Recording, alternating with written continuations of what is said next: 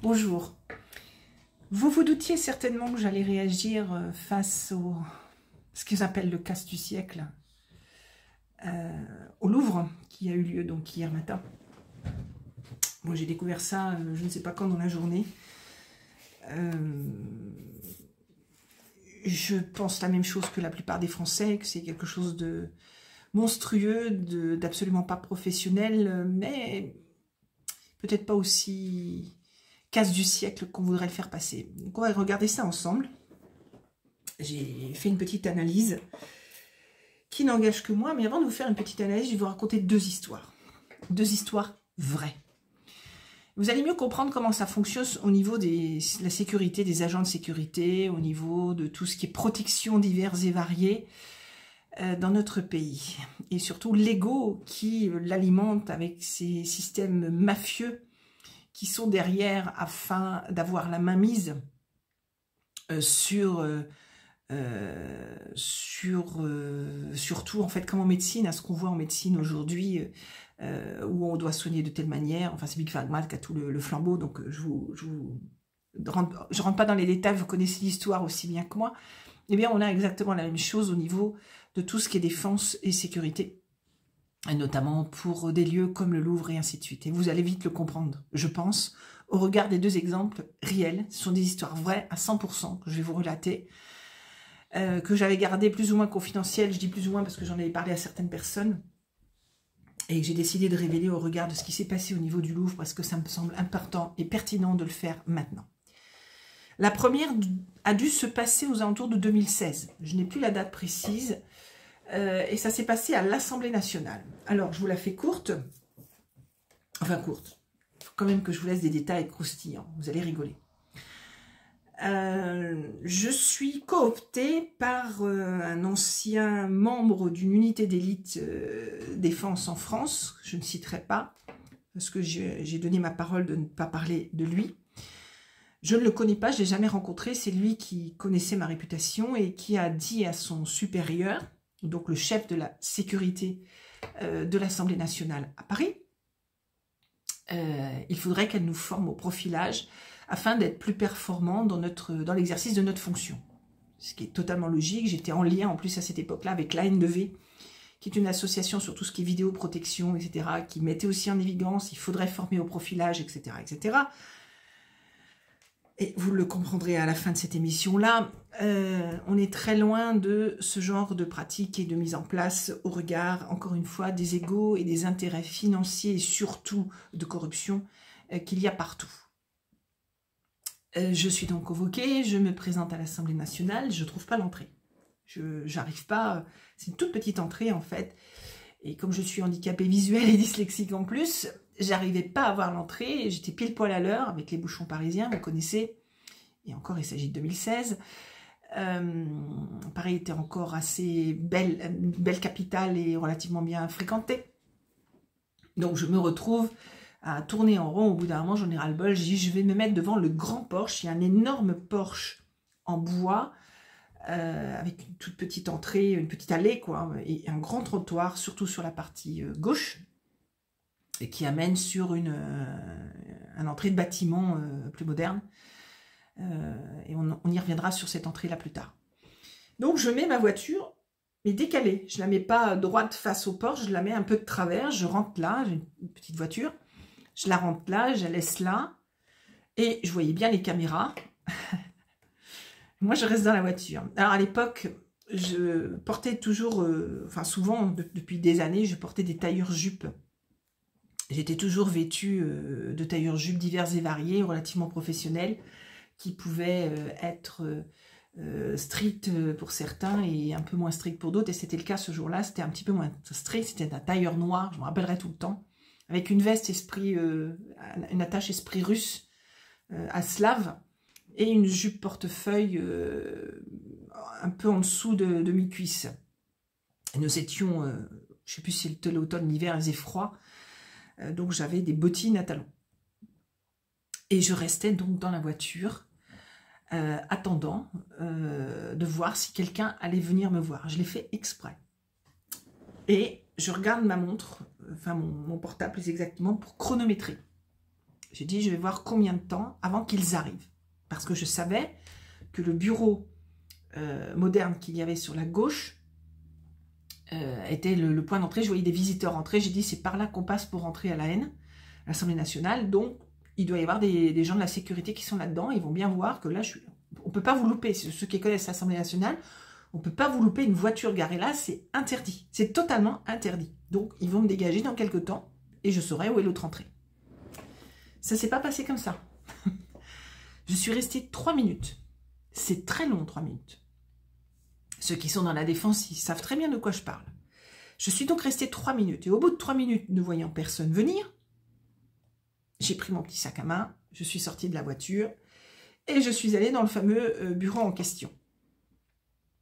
Je rentre et là, un gendarme avec un gilet pare-balles me dit « Madame, vous n'avez pas le droit de rester garée là. » Et moi, je joue ma blonde. J'adore. J'adore faire ça.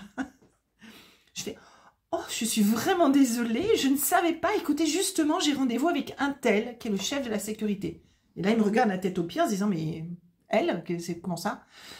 Il dit « Vous avez rendez-vous ?» Je lui dis « Oui. » Je dis « Si vous pouviez l'appeler afin qu'il vienne me chercher ou m'expliquer où est l'entrée. » Elle me dit « Non, d'abord, vous allez prendre un badge, vous allez laisser vos papiers, prendre un badge et passer votre sac dans le truc de contrôle là. Donc en fait, vous avez d'un côté, vous laissiez vos papiers, de l'autre côté, vous allez chercher le badge et au milieu, on scannait les contenants que vous aviez sur vous. Donc moi, il s'agissait simplement de mon sac à main. Très bien. Je dépose ma carte d'identité, je vais chercher mon badge qui n'était pas au nom de la carte d'identité. Je dis rien, je prends le badge. Véridique, hein, tout ça c'est véridique. Je passe le sac comme une lettre à la poste. J'avais rien dedans, hein, mais comme une lettre à la poste. Pas de contrôle, ils passent juste sous le truc, ils font confiance aux machines. Et je ressors, et puis il me dit, écoutez, j'ai appelé le chef de la sécurité qui confirme le rendez-vous. Il ne me croyait pas. Il s'est dit, qu'est-ce qu'elle fait là? Elle, il ne me croyait pas. Et il vient vous chercher, et si vous pouvez attendre, il arrive et vous montre l'entrée. Très bien. Comme si le chef de la sécurité ne m'avait pas vu derrière les caméras. C'était passé 3 minutes. Le temps que je fasse le tout, on devait être pas loin de 8 minutes. Parce qu'il y avait d'autres personnes avant moi aussi. Mais le temps que je fasse le tout dans cet espace-là, donc on rajoute environ, allez, 5 minutes. Le chef de la sécurité arrive. On rentre dans ma voiture. Bonjour, comment ça va? On fait connaissance, machin, blabla, etc. Et il me fait donc passer derrière cet espace où j'ai eu mon badge. C'est là que l'entrée se présentait. Très petite en effet, hein, et vraiment étroite. Et comme j'avais le chef de la sécurité dans la voiture, aucun contrôle de voiture. Aucun, zéro. Pas de contrôle de voiture, du tout. Il me dit, là vous prenez cette entrée-là, là sur la droite, et il y avait plusieurs alcôves, petits espaces, c'est très étroit. Hop, je rentre, je garde ma voiture là et je me rends donc à son bureau. Et arrivé à son bureau, donc je fais toujours ma petite blonde perdue, toute mignonette, toute la petite nana, quoi, hein, qui est arrivée à son bureau. Vous savez, si vous regardez Colombo, c'est à peu près les mêmes méthodes. Où il fait l'idiot, il fait l'imbécile, et puis il fait. Comme ça, il fait derrière. Donc ça, moi, j'adore faire ça aussi. Et ça fait partie aussi des techniques de profilage. Mais pas que. Et j'arrive donc dans son bureau et je lui dis, écoutez, est-ce qu'on pourrait aller voir tout de suite l'espace où il y a les caméras? Ça serait intéressant. Ah, il me dit oui, très fier de me montrer cet espace-là. Il m'y emmène. Dedans, il y a 2 gars avec des murs énormes, avec des tas de caméras partout. Vraiment, je ne sais plus combien il y en avait. Et je regarde ça, je fais, ah ouais, c'est bien. Puis je me mets dans le fond pour bien regarder. Et puis parce que moi, ça me faisait un peu mal aux yeux, honnêtement, d'avoir autant de caméras sous le nez. Autant de vidéos, pardon, sous le nez. Et donc, je me mets un peu en retrait, je fais... Et puis je m'assois.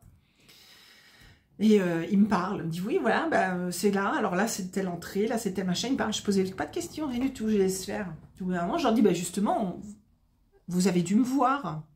Puis il rigole. Je sais pourquoi il rigole. Une nana dans une voiture, ça les fait toujours rire. Je connais le milieu, hein, je le connais bien.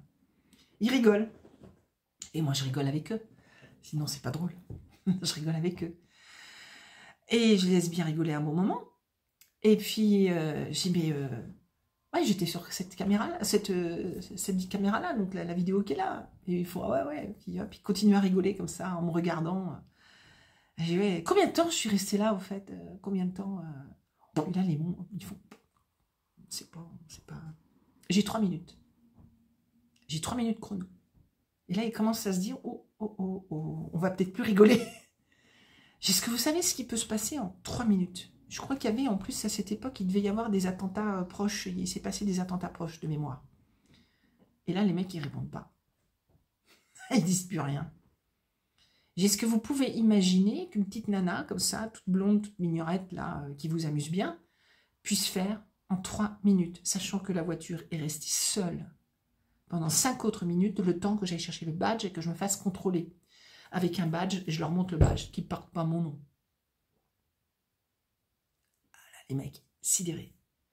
Je sais parce que moi, je peux me mettre à l'abri et laisser péter ma voiture. Qu'est-ce que vous en pensez? Là, ils étaient morts. Ils étaient cuits. Et ils n'ont plus rien dit. Alors, ça leur a pas plu. Après, ils me l'ont fait remarquer que j'étais un peu... Je sais plus le mot qu'ils ont dit, mais genre donneuse de leçons, un truc comme ça. Moi, j'ai juste fait mon travail et je les ai mis devant des réalités qu'ils ne voulaient pas voir. Nous étions à l'Assemblée nationale et je peux vous garantir que ça n'a pas changé. Je peux même vous garantir une chose, c'est qu'ils se sont plus reportés à ce qui se passe au Louvre. Et on va y revenir tout à l'heure. Ça s'est certainement amélioré en sécurité, mais d'une autre manière. On y verra après. Et c'est pas forcément celle qui est la meilleure. Donc, on fait l'entretien et ils veulent donc apprendre le profilage, machin, etc.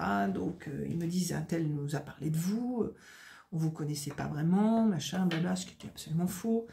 Et ainsi de suite, parce que après ils ont révélé des choses qui montraient qu'ils me connaissaient bien.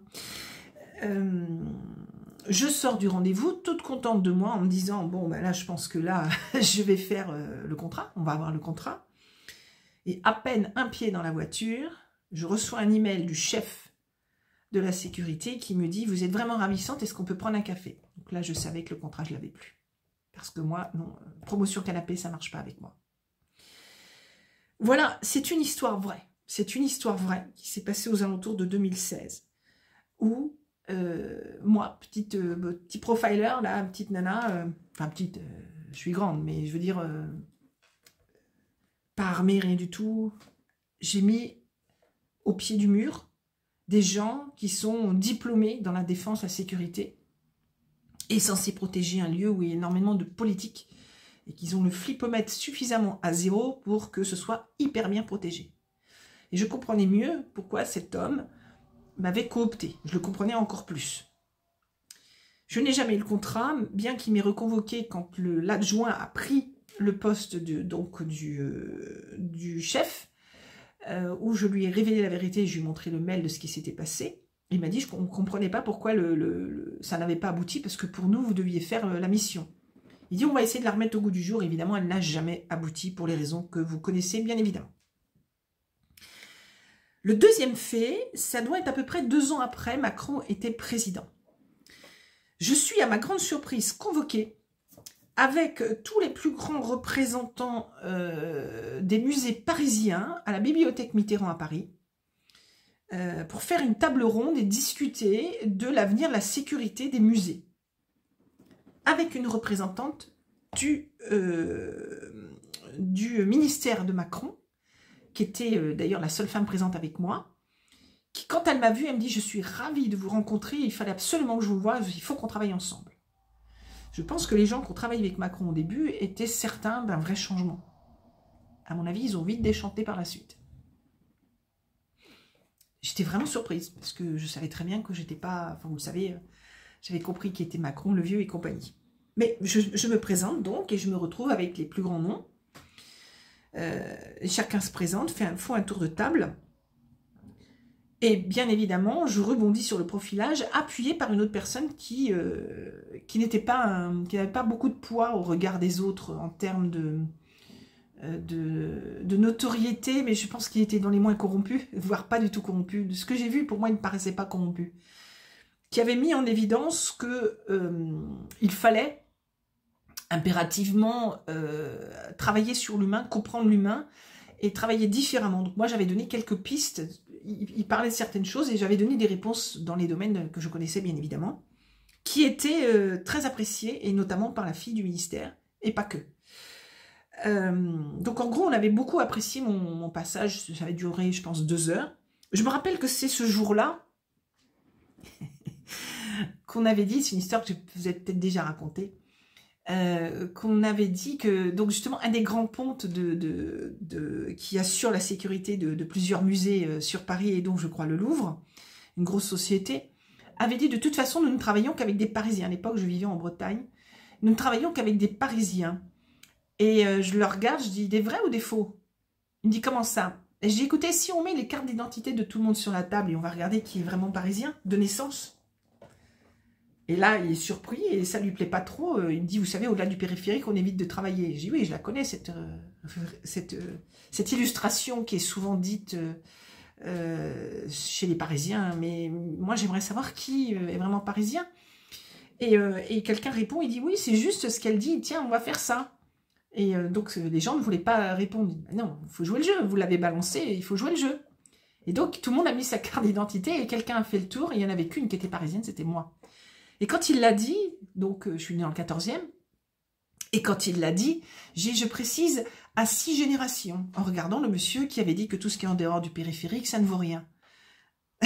Je ne vous raconte pas comment ça a jeté un froid. Ce qui en a fait sourire quelques-uns. J'ai dit, mais vous savez, c'est pas loin la Bretagne de Paris. Hein. Voilà. Et bon, j'ai pas travaillé pour eux. Je n'ai pas du tout travaillé pour eux, alors que tout le monde était d'accord avec ce que je disais, tout le monde était intéressé, tout le monde était... Enfin, on tournait vraiment sur développer l'approche humaine. Bien. Maintenant que vous avez ces 2 éléments-là, je pense que vous avez compris comment ça fonctionne. Enfin, j'espère.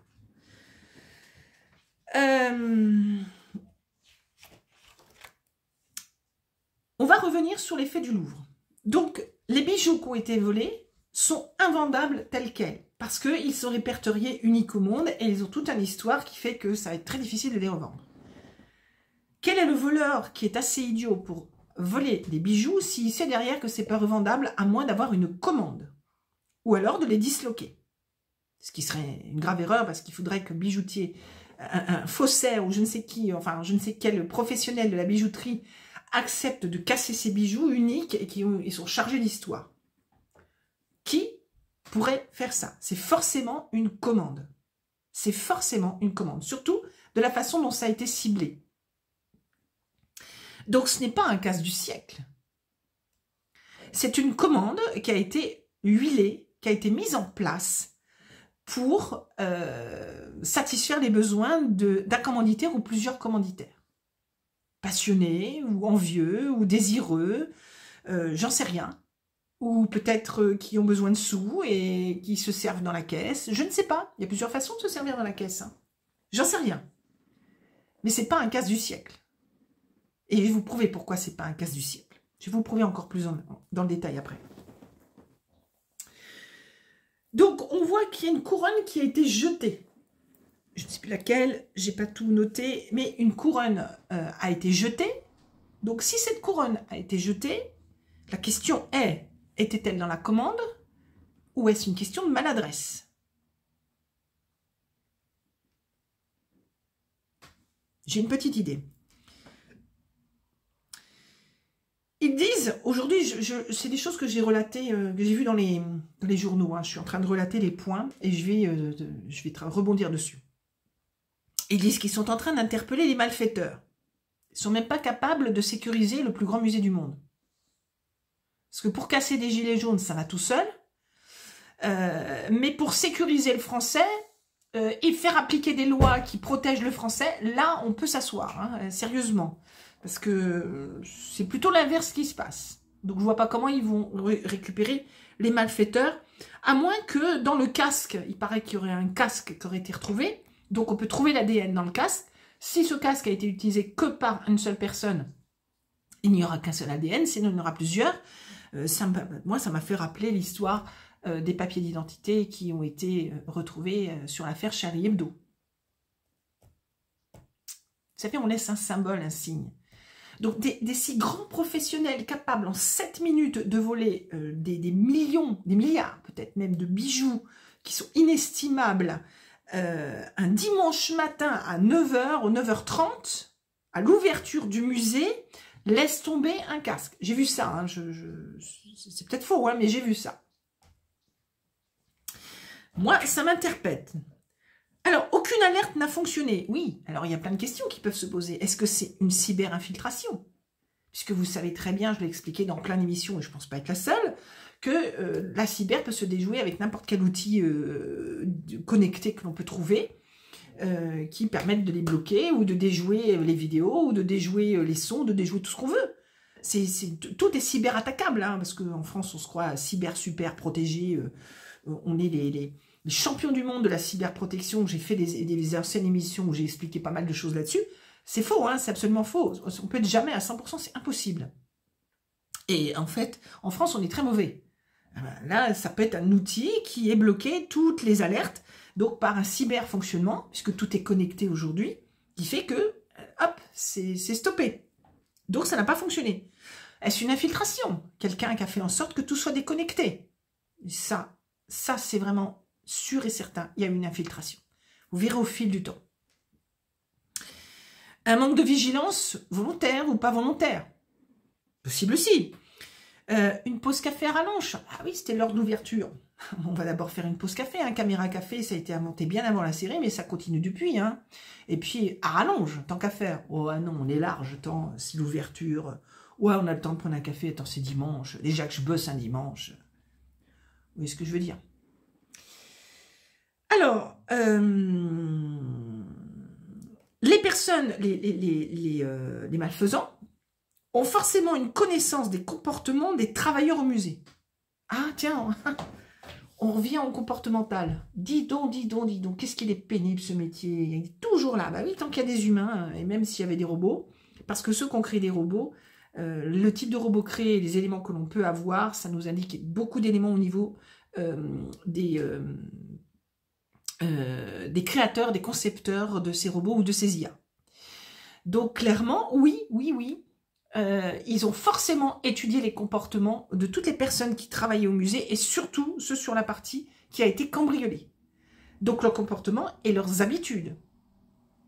La façon dont ils se comportent, dont ils se meuvent, dont ils font les pauses et ainsi de suite. C'est obligé, c'est obligé. Si on choisit ce créneau, c'est qu'il y a forcément une infiltration et forcément une étude de tous les comportements. Et l'infiltration pour aider à ce que la mission aboutisse correctement. Un témoin a identifié 2 individus, seulement 2. Donc moi j'ai noté qu'il n'y en avait que seulement 2. Ils n'ont pas été décrits dans le passage que j'ai vu, qui était à BFM, je crois. Il n'y aurait eu que deux individus pour ce faire. Que 2 individus. Un cas, c'est clair. Ne me dites pas qu'il n'y avait pas une infiltration, c'est pas possible. Alors, le truc incroyable, le truc encore plus incroyable, je pense que je l'ai noté, c'est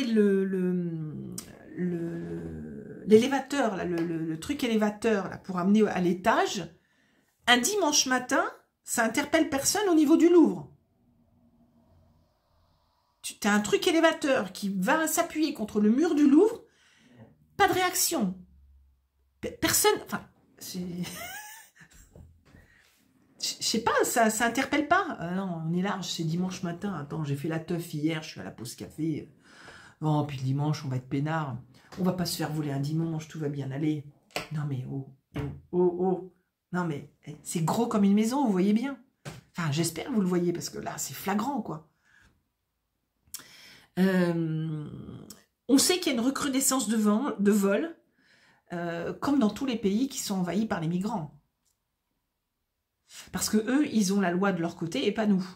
Donc forcément, je fais ce que je veux. J'ai pas dit que c'était des migrants qui ont fait ça.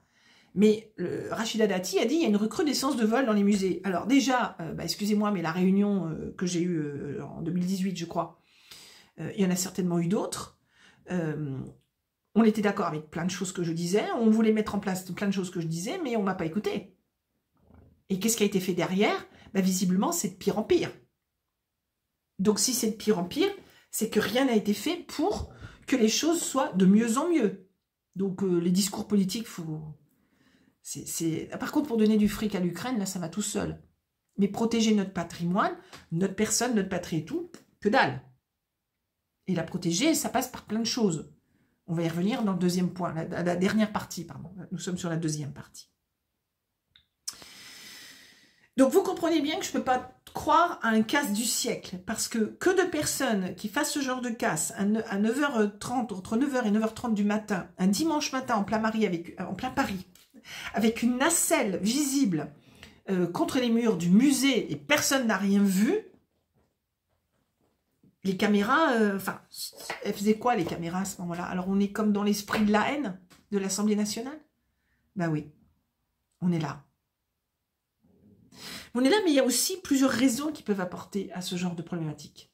Il y en a plusieurs dont je n'ai pas tout forcément décelé, mais une bonne partie. Sur ces métiers de la vidéosurveillance. Aujourd'hui, dans tous les métiers, on s'appuie sur tout ce qui est IA et technologie, diverses et variées. C'est automatique, on n'a plus rien à faire. Ouais, mais le vol, il est fait par des humains. Donc, une machine, ça se déjoue, on en fait ce qu'on veut. Tant qu'on n'a pas compris que tant qu'il y aura des humains, eh bien, il faut bien comprendre les humains, commencer par soi-même. Ça ne fonctionnera jamais correctement. Je m'exprime depuis des années à le dire, je ne pense pas être la seule. Eh bien là, on a encore un constat pur et dur. On ne peut pas s'appuyer uniquement sur la technologie. Ce n'est pas possible. Pour quoi que ce soit et dans quelque métier que ce soit. Parce que la technologie est limitée par un ensemble de connaissances qu'on lui a mis dedans, par un ensemble de data qui sont limitées au regard de ce qui a été choisi, de ce qui a été commandité ou de ce qui a été créé par le concepteur. C'est tout. La cyber et ses failles. Alors là, ça fait partie du cœur de mes travaux de recherche que j'ai commencé à écrire en 2012, qui ont fait l'objet d'un livre en 2015 réédité en 2018 et de 17 publications scientifiques aux USA qui ont l'équivalent de 5 doctorats pour 5 théories scientifiques divulguées, parce que j'en ai plein d'autres qui ne sont pas divulguées. Ça sert à rien, tout le monde est en retard. Je vais pas me fatiguer. Peu de gens comprennent, peu de gens travaillent dessus, à l'étranger si, mais pas vraiment en France. La cyber, c'est un moyen qui permet de découvrir d'autres univers grâce à des technicités et d'être ici tout en voyant ce qui se passe, je ne sais quel pays, là, maintenant, tout de suite. C'est un outil interactif qui nous permet d'avoir un ensemble d'éléments, mais qui ne transpose pas l'humain et qui est absolument pas sécurisé. Quel que soit tout ce qu'on peut vous vendre comme anti-malware, comme tout ce que vous voulez, ça n'est pas sécurisé. On peut amoindrir les risques, mais on ne peut pas totalement les sécuriser à 100%. Ce n'est pas possible. D'où la vigilance humaine qui doit toujours rester derrière tous ces outils, IA et cyber. La fatigue, l'état général de la personne. Eh ben oui, un dimanche matin, s'il a fait la chouille, la fête et tout, on peut comprendre. La fatigue du travail, c'est un travail qui n'est pas si évident que ça, de rester toujours devant des écrans, il faut faire des turnovers, ce qui existe déjà. Hein.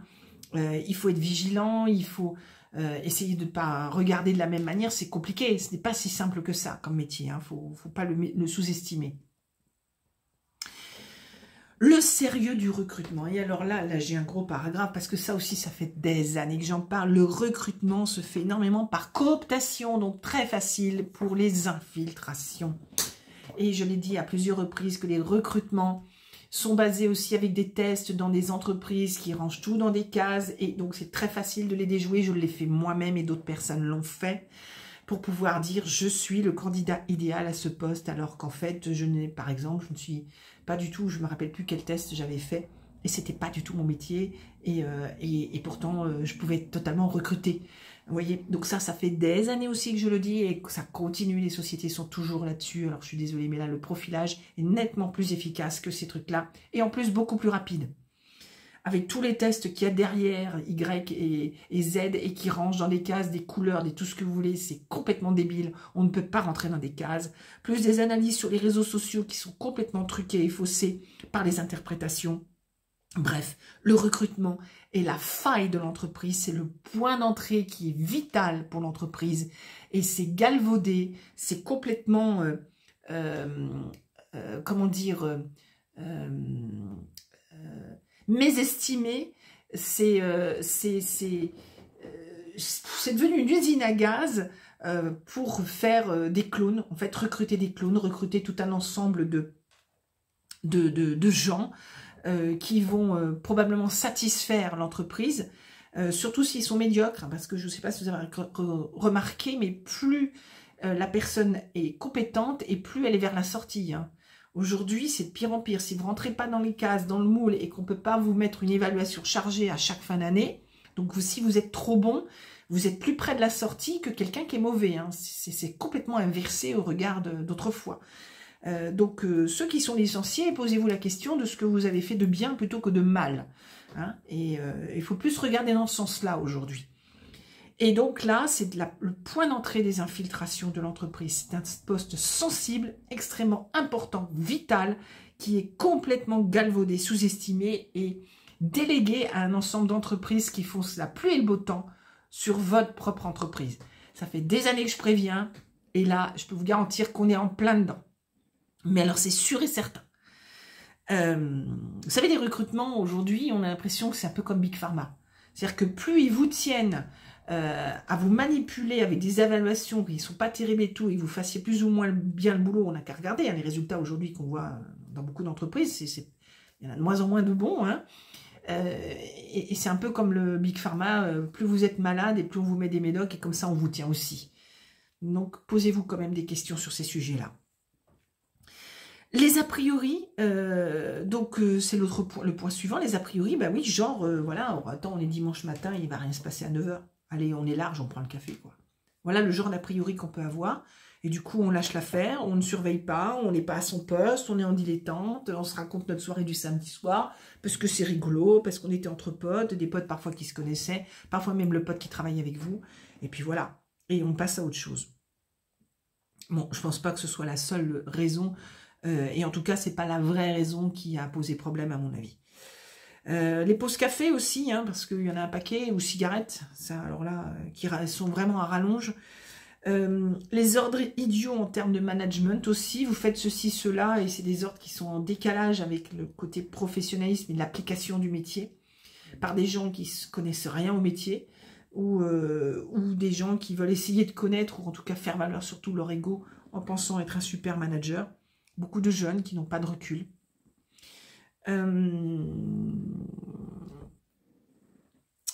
Le manque d'effectifs, alors là c'est un vrai problème, le manque d'effectifs qui est très très important à noter, tout comme le manque de budget et de formation adéquate. Et là on revient sur ce que je disais tout à l'heure. Il y a un milieu qui se la pète aussi, c'est un milieu qui se la pète énormément, qui je l'ai assez observé par des retours quand je leur expliquais que le profilage, ça pouvait être bien quand même pour améliorer les performances. Non, mais nous, attendez, lui, je sais qu'il rentre pas, non, il n'est pas bon, lui, je le suis parce que mon pif, il me le dit, etc. Oui, ok. Non, ça marche pas comme ça, c'est pas comme ça qu'on exerce ce métier. Et c'est pas à la one again.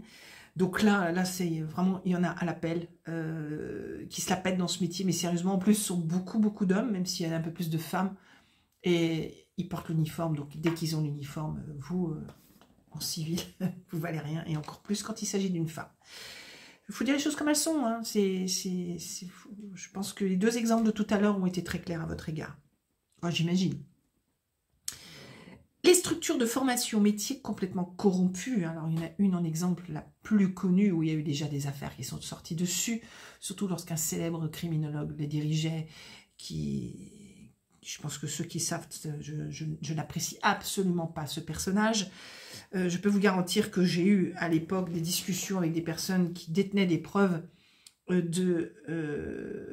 d'examens validés, pour être AS, hein, agent de sécurité, ou que sais-je, dans ces métiers-là, avec port d'armes, alors qu'en réalité, ils n'avaient aucune raison de l'être, et parfois, ils n'avaient même pas la nationalité française. J'ai eu des longues discussions avec pas mal de personnes là-dessus. Je vous parle de ça il y a quelques années. Alors depuis, n'en parlons même pas. Voilà tous les points que je voulais mettre en évidence et en exergue afin que vous compreniez que non, ce n'est pas le casse du siècle. C'est à mon avis uniquement prémédité pour répondre à une commande de je ne sais qui et je ne sais quoi. Il voulait ces bijoux. Ils ne seront pas revendus, ils ne seront pas sur le marché. J'imagine que la couronne est une maladresse. Il n'était que deux, avec une nacelle à 9 h du matin au Louvre. Depuis quand était-elle placée? Parce que je ne pense pas qu'il l'ait amenée à 9 h. Hein, c'est pas le genre de truc que tu déplaces à 9 h. D'autant que je suppose qu'il faut des autorisations pour pouvoir déplacer ce type d'engin. Donc forcément, la mairie doit être au courant. Enfin, avec la poubelle de Paris, au courant, elle, tant qu'il y a du pognon dans ses poches, ça va. Le reste, hein, elle s'en fiche un peu. Donc, il y a anguille sous roche derrière. Pour moi, il y a une intrusion claire, nette et précise. Il y a de l'infiltration claire, nette et précise. Ce n'est pas un casse pour être dans le top record de je ne sais quoi, des casses ou que sais-je. C'est une commande qui a été, dont le casse a été favorisé. Le braquage a été favorisé de façon à ce qu'il aboutisse favorablement, avec une couronne en moins. Et abîmé qui plus est. Je doute qu'on retrouve ces bijoux un jour, ou dans je ne sais combien de vies, bien planqués quelque part. Ils ont peut-être aussi fait l'objet, j'ai une idée d'un deal. Je te donne ça, tu me donnes ça. Et qu'il pourrait y avoir donc au plus haut niveau la commande de ce deal. L'acceptation plus exactement de ce deal, qui a été commandité par des personnes extérieures. J'aurais tendance à partir sur ce genre d'hypothèse, mais pas quelque chose d'isolé ou de voleur isolé ou un braquage dit classique. C'est quand même pas rien d'attaquer le Louvre. Ok, on peut se dire, j'attaque le Louvre histoire d'avoir, ouais, c'est moi qui l'a fait, je suis le meilleur, ou nous sommes les meilleurs, on serait deux, ce qui me surprend beaucoup.